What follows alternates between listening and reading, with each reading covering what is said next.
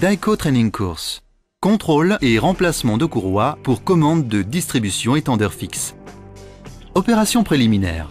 Enquête de précaution. Établir avec certitude la cause qui a donné lieu au remplacement et prendre les mesures nécessaires. Le choix correct de la pièce de rechange est déterminant. S'assurer que les profils des poulies dentées sont absolument compatibles avec celui de la courroie. Recommandations générales. Pour monter toutes les courroies, et en particulier la courroie dentée, il est conseillé d'être équipé des outils recommandés pour l'intervention. Respectez scrupuleusement les couples de serrage indiqués en utilisant des clés dynamométriques, notamment pour la vis de fixation du palier tendeur. Manipulez la courroie en ayant soin de ne pas la tordre, ou la plier, ou la retourner pour éviter d'endommager le fil câblé en fibre de verre qu'elle contient. Pour la même raison, enfilez la courroie sans effort sur les poulies, sans jamais se servir d'outils. Aucun des composants de la distribution ne doit être traité avec des hydrocarbures ou des solvants. Les opérations de démontage et de montage de la courroie doivent être effectuées avec le moteur froid. Ne jamais réinstaller une courroie déjà utilisée. Démontage de la courroie. Débranchez le câble de masse de la batterie.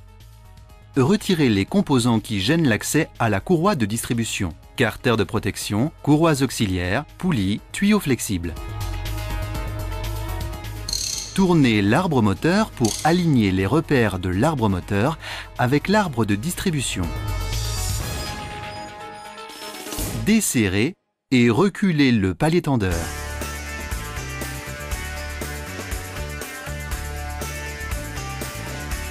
Retirez la courroie de distribution et l'examinez. Retirez le palier tendeur et le palier fixe de guidage.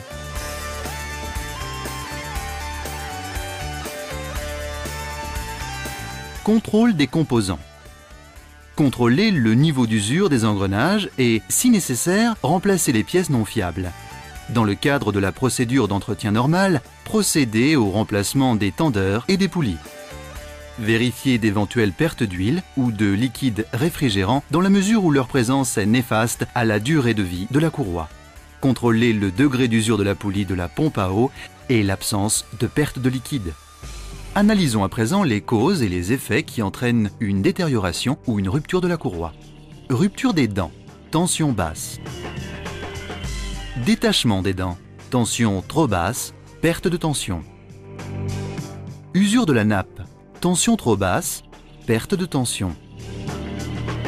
Usure du flanc, désalignement.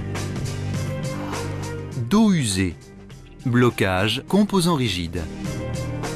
Rupture irrégulière du fil câble, tension trop élevée. Usure de dents, tension irrégulière, profil poulie irrégulier. Fissure sur le dos, chaleur excessive, structure courroie incorrecte. Détachement et ou gonflement de dents, contamination. Rupture nette, insert courroie, courroie trop pliée. Calage et installation de la courroie distribution.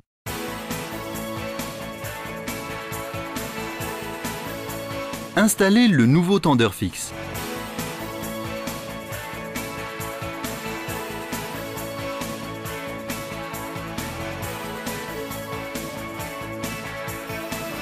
Contrôlez que les encoches de calage sont alignées. Enfilez la courroie de distribution. Les flèches sur la courroie doivent être dirigées dans le sens de rotation. Réglage du tendeur fixe. Cette opération ne doit pas être sous-évaluée dans la mesure où, si le tendeur n'est pas positionné correctement, la courroie dans un premier temps, puis le moteur risque d'être endommagé. Introduire les goujons de repère du tensiomètre dans les orifices du tendeur de courroie. Appuyez le poids sur le tensiomètre au niveau de 65 mm sur la tige graduée. Vérifiez que la tige graduée est en position horizontale lorsque la courroie est tendue. Faire 2 tours à l'arbre moteur dans le sens de rotation normale de façon à ramener le piston numéro 1 au PMS. Serrez l'écrou du pignon du tendeur de courroie au couple de 28 Nm et retirez le tensiomètre. Contrôlez que les encoches de calage sont alignées. Il est conseillé de toujours revérifier la tension de la courroie avec un équipement de contrôle approprié.